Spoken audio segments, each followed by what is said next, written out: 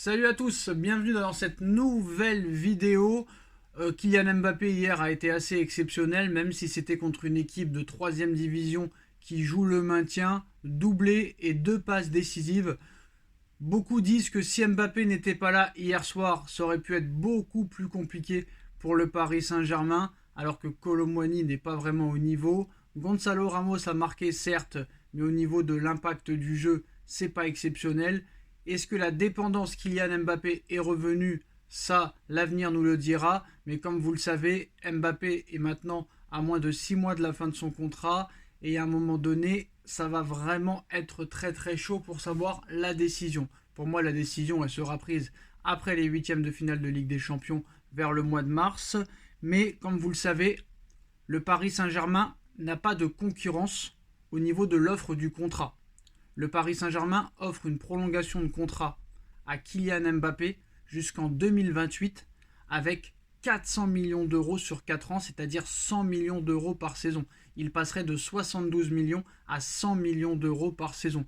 Vous rajoutez les revenus publicitaires, merchandising, sponsoring, c'est énormissime. Mais rien qu'en salaire, 100 millions d'euros par an.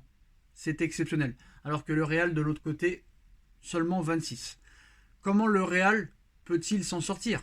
Parce qu'en plus du salaire, à Paris, il a 100% des droits d'image. Ça ne sera pas le cas dans un autre club, et encore moins au Real Madrid. Paris lui permettrait de faire les Jeux Olympiques dans sa ville. Ce n'est pas le cas du Real Madrid.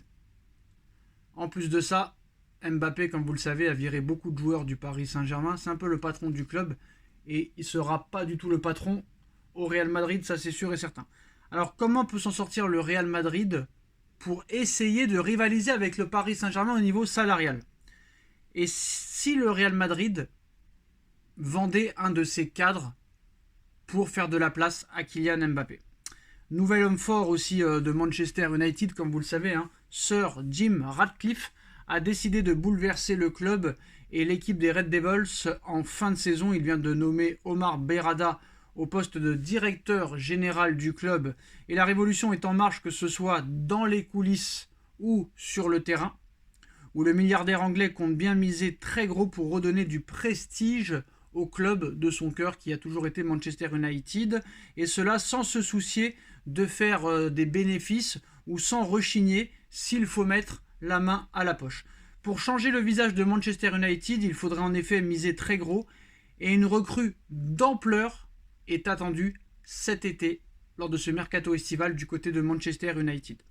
Ce pourrait être tout simplement un des cadres du vestiaire madrilène, Vinicius Junior. Ce dernier vient récemment de prolonger son contrat au Real Madrid avec une clause d'1 milliard d'euros, mais la réalité est bien différente. En effet, ce dimanche, selon ESPN, Manchester United se sent capable de faire l'offre qui fera dire oui à Florentino Pérez, et ce ne sont pas les 150 millions d'euros avancés par la presse anglaise il y a quelques mois lors du mercato d'été, mais bien la somme de 250 millions d'euros que pourrait proposer Manchester United pour s'attacher les services de Vinicius Junior cet été. 250 millions d'euros qui permettra de récupérer l'international brésilien.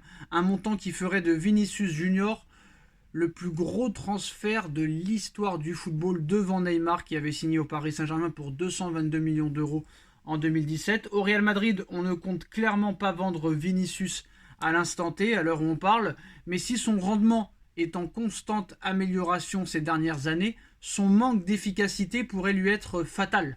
En effet, l'idée de Florentino Pérez serait ainsi de faire une place nette à Kylian Mbappé qui adore jouer sur l'aile gauche en laissant filer Vinicius Junior à Manchester United, faire signer le joueur du Paris Saint-Germain pour 0 € et vendre Vinicius Junior à 250 millions d'euros cet été. Voilà le plan de Florentino Pérez.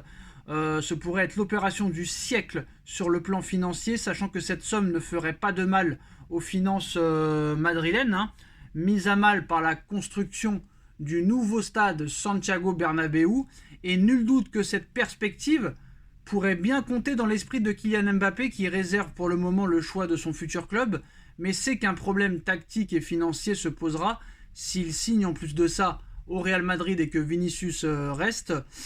On sait que Mbappé adore jouer sur l'aile gauche, sur le côté gauche. Et pour l'instant, c'est Vinicius qui occupe cette place. Mais ce serait vraiment le coup du siècle. Parce que au Real Madrid, personne n'est irremplaçable. Cristiano Ronaldo est parti pour 105 millions d'euros à la Juventus. Varane est parti pour 50 millions d'euros.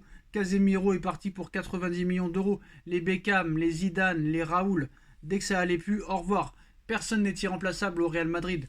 Tout le monde est libre de partir. Et si vraiment Manchester United, cet été, selon ESPN, propose 250 millions d'euros pour Vinicius Junior, et si ça se passe mal en Ligue des Champions ou en championnat, t'es déjà éliminé de la Coupe d'Espagne. Bon, t'as gagné la Super Coupe d'Espagne, mais t'es quand même éliminé de la Coupe d'Espagne. Si tu n'es pas champion d'Espagne et que tu ne vas pas au moins en finale de Ligue des Champions, c'est comme ça au Real Madrid, et ben c'est sûr et certain que si Vinicius ne marque pas plus de buts, par exemple cette saison, Joselu qui n'est même pas titulaire au Real, a marqué plus de buts que Vinicius Junior. Ça veut dire beaucoup de choses. Bon, après, Vinicius, c'est un peu comme Dembélé. Il apporte sa vitesse, il apporte des passes décisives, il apporte de la profondeur, mais à un moment donné, ça ne suffit pas. Honnêtement, ça ne suffit pas. Donc c'est sûr qu'en plus de ça, le Real Madrid cherche un vrai buteur. Et quand tu vois les statistiques de Kylian Mbappé cette saison, alors est-ce que Mbappé aurait les mêmes stats en Angleterre, en Italie ou en Espagne? Ça, pour l'instant, personne ne peut le savoir. C'est sûr que c'est facile de mettre des triplés ou des triplés contre Revel ou des doublés contre Orléans ou des doublés contre des petites équipes de Ligue 1. Maintenant, voilà, on verra ce qui se passera.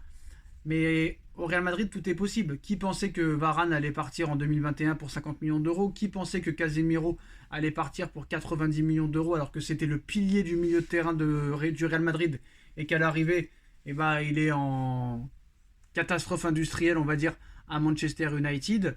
Et en plus de ça, ce serait un coup incroyable de Pérez. Vous vous rendez compte? Vendre Vinicius pour 250 millions d'euros et récupérer Mbappé pour 0 euros. Bon, c'est vrai que là, maintenant, il pourrait augmenter le salaire, parce que s'il empoche 250 millions de transferts pour Vinicius, là, c'est sûr que ce ne sera pas 26 ou 35 millions d'euros par saison que Pérez proposera.